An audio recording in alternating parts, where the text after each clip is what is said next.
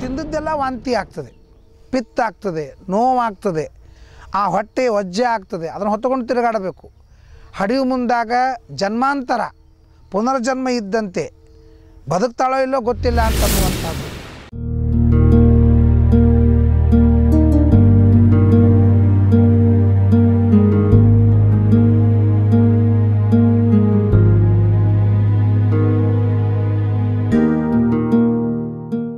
ಎಲ್ಲ ವೀಕ್ಷಕರಿಗೆ ಚಿಂತನಾ ಕಾರ್ಯಕ್ರಮದಲ್ಲಿ ಸುಸ್ವಾಗತ ಹಾಗೂ ನಮಸ್ಕಾರಗಳು. ಮನಸ್ಸು ನಮಗೆ ಗುರುವಾಗಿದೆ. ಯಾಕೆ ಅಂದರೆ ಮನಸ್ಸು ನಮಗೆ ಉಪದೇಶ ಮಾಡ್ತದೆ. ಹೇಗೆ ಮನಸ್ಸು ಉಪದೇಶ ಮಾಡ್ತದೆ ಅಂತಂದಾಗ, ನಾವು ಜಗತ್ತಿನಲ್ಲಿ ಅನೇಕ ವಿಧವಾದ ಪದಾರ್ಥಗಳನ್ನು ನೋಡ್ತೇವೆ. ಆ ಪದಾರ್ಥಗಳು ನಮಗೆ ಅನೇಕ ವಿಧವಾದಂತಹ ಗುಣಗಳನ್ನು ಕಲಿಸಿಕೊಡ್ತವೆ. ಆದ್ದರಿಂದ ಅವೆಲ್ಲವೂ ಗುರುಗಳಾಗ್ತವೆ ಅಂತ ಹೇಳಿಕೊಡ್ತದೆ. ಉದಾಹರಣೆಗೆ ಭೂಮಿ, ನೀರು, ಅಗ್ನಿ, ಆಕಾಶ ಎಲ್ಲವೂ.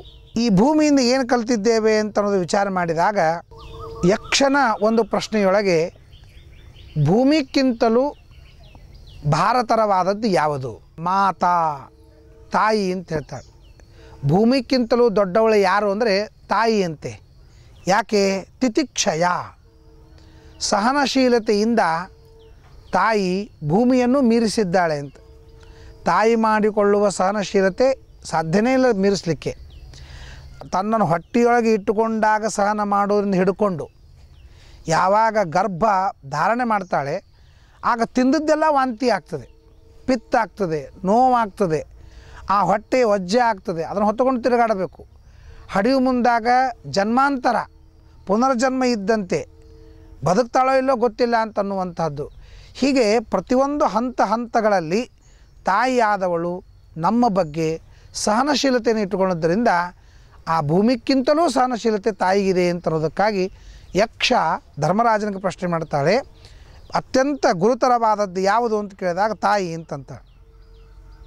ಮತ್ತು ಈ ಭೂಮಿಯಿಂದ ಸಹನಶೀಲತೆಯನ್ನು ಕಲಿತಂತೆ, ಪರೋಪಕಾರವನ್ನು ಕಲಿತಂತೆ ನಮಗೆ ಆರೋಗ್ಯವನ್ನು ಕೊಡ್ತದೆ. ಭೂಮಿ ಎಷ್ಟು ತರಹದ ಔಷಧವನ್ನು ಉತ್ಪಾದನೆ ಮಾಡ್ತದೆ.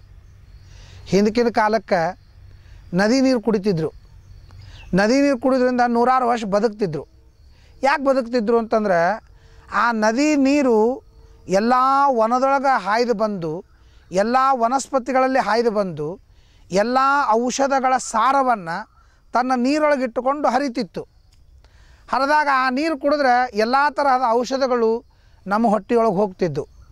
ಹೋದ್ರಿಂದ ಅಲ್ಲ ಆರೋಗ್ಯ ಸುಧಾರಿಸ್ತಿತ್ತು. ಈಗ ನೋಡ್ರಿ, ಎಲ್ಲ ಔಷಧಿಗಳು ನೀರೊಳಗೆ ಬರೋಂಗಿಲ್ಲ. ಎಲ್ಲ ಫ್ಯಾಕ್ಟ್ರಿಯ ಕೆಟ್ಟ ಹೊಲಸು ಕೆಮಿಕಲ್ಸ್ಗಳು ನೀರೊಳಗೆ ಬರ್ತಾವೆ. ಇವತ್ತು ನದಿ ನೀರು ಕುಡಿಯೋನು ಭಾಳ ಹುಚ್ಚವನು. ಒಂದಾನೊಂದು ಕಾಲಕ್ಕೆ ನದಿ ನೀರು ಕುಡಿದ್ರೆ 100 ವರ್ಷ ಬಾಳ್ತಿದ್ದೇವೆ.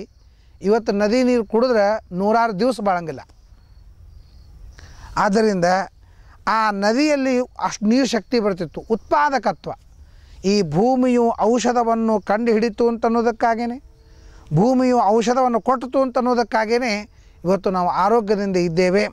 ಆದ್ದರಿಂದ ನಮಗೆ ಏನಾದರೂ ರೋಗವಾದರೆ ಔಷಧವನ್ನು ಕೆಡುವ ಕೆಲಸವನ್ನು ಭೂಮಿ ಮಾಡ್ತದೆ. ಔಷಧವನ್ನು ಉತ್ಪಾದನೆ ಮಾಡಿ